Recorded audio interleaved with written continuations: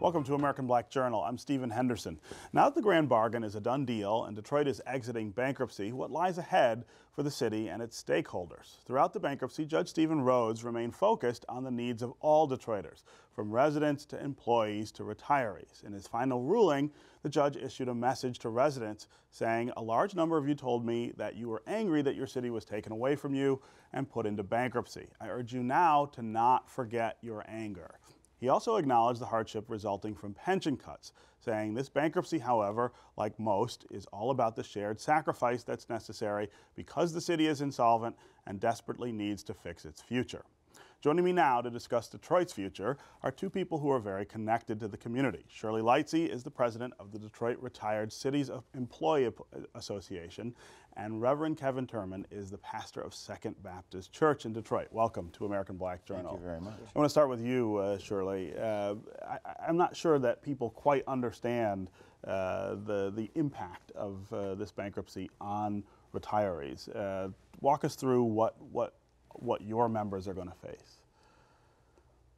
My members are going to face, first of all, a 4.5% decrease in the actual pension in their check. pension payouts. Just the pension check, right. They have lost their COLA.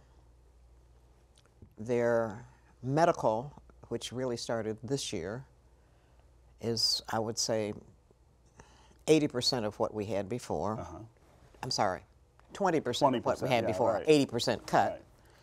And then there are those between that 10-year period that they claimed that they had been paid excessive interest on their annuity. On those annuities, right. Yes.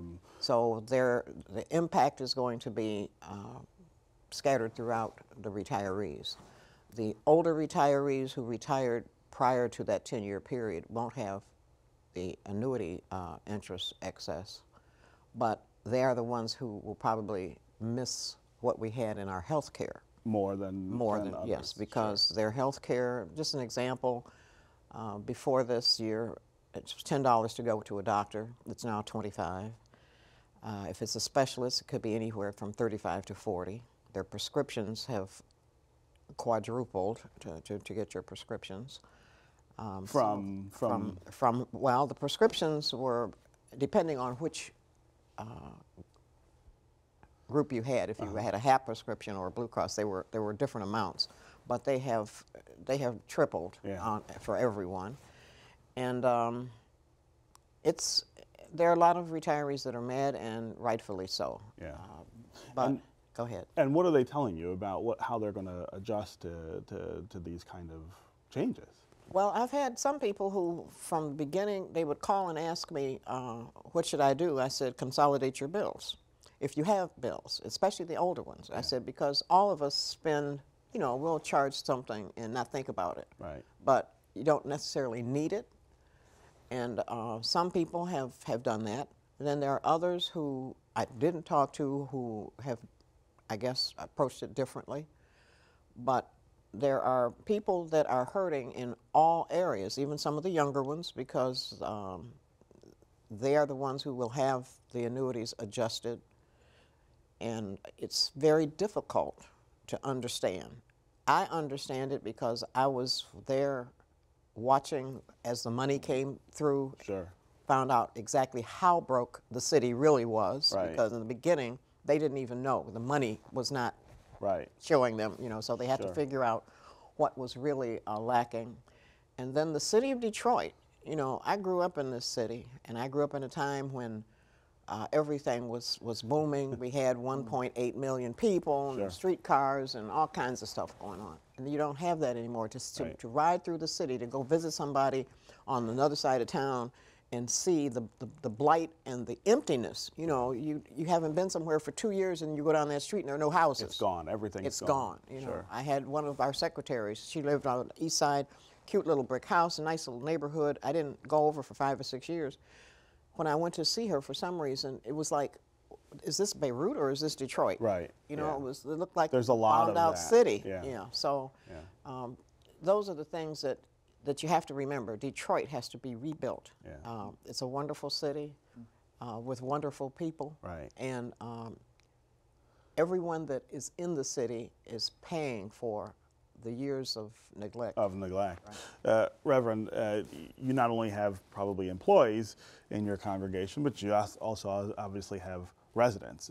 So you're seeing this from both sides as well. The kind of sacrifices that have been made and are going to have to be made in order to get the city back on its feet. Oh, no doubt.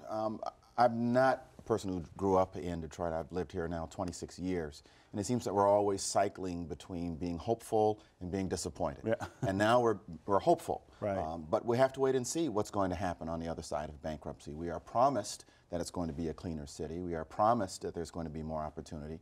But the needs of our communities are pretty consistent. Sure. We need quality education. Right. We need people to be able to get back and forth to jobs, because jobs are no longer in the neighborhoods, and so we need a transit system. We need transit, sure. That is going to facilitate that. We're going to need a sense of safety and security in our neighborhoods. We're going to need meaningful employment. We need, the needs of the city have been pretty consistent over time. It's not been Detroiters, as we were hearing. Detroiters are fine. It's Detroit's leadership that has failed them decade after decade, and we can only be hopeful now that better leadership and better responsibility on the part of our leadership is going to lead us to some better days. Yeah, what are you hearing from people in your congregation about Skepticism. those needs? Really? What would because we've been disappointed so many exactly. times. Why would they be otherwise? Right. We keep being promised that tomorrow is going to be better, and it isn't. Right. So we are hopeful that this bankruptcy is going to result in more lights and better streets and more security and police that will respond in a meaningful amount of time. But until it actually happens, why wouldn't we be skeptical? Yeah.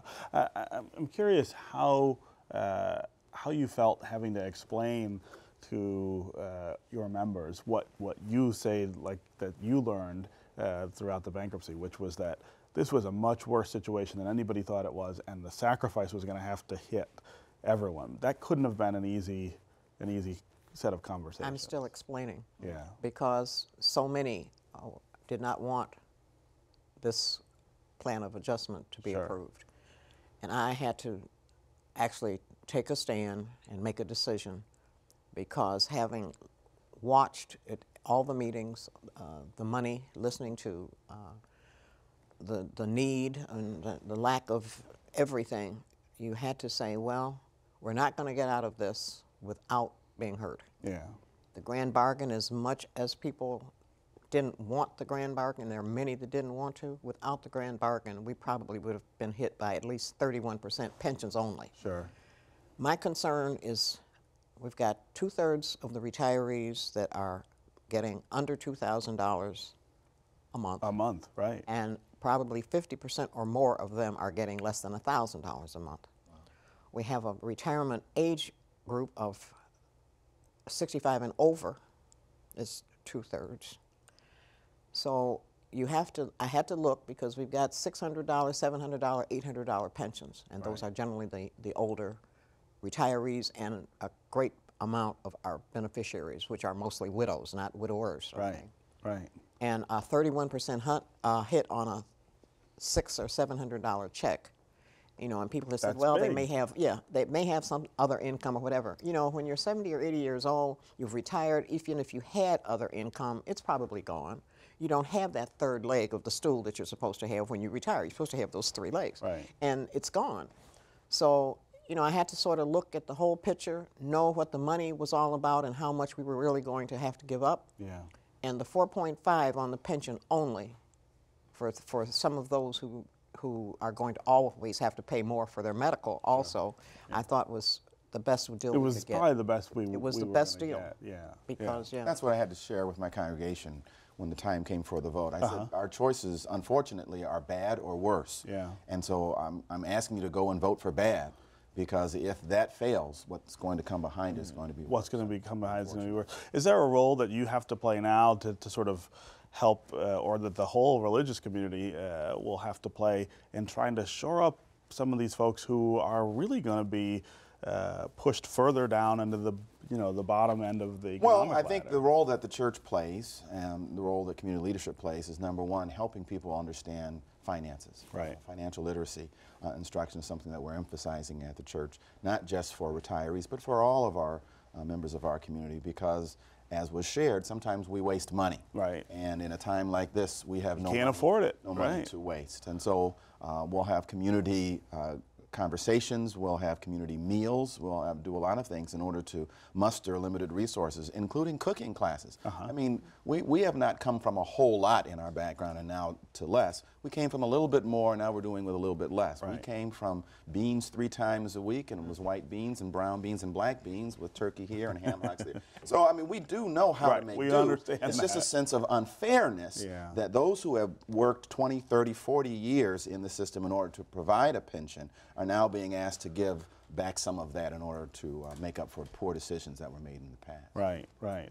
What do you think the future is of the Retirees Association and of the bargaining units that negotiate pay and retirement for employees? I can't speak to the bargaining units that sure, those are separate. But for the association, it's rough right now, but the associations will survive. We have been in business since 1960. I've been a member of the associations since 1987 and president for 15 years. So we have a mixture of retirees. We have those that are younger, but as I said, you know, we have most of our retirees are over 65. Right. And for our health issue, we have a closed door after the 31st of December for retirees coming into the medical plan. Right. So And then we they now go have over Aviva. and We're they're Aviva, establishing Aviva. right. I'm a member of a trustee, as they call us, a trustee to be, because it has not been confirmed with a date yet. But we're still working. We're putting it together. Yeah. So, and I'm happy to be able to bridge from the bankruptcy to the VEBA, because there was so much that went on in the bankruptcy that needs to kind of go into the VEBA also. Yeah.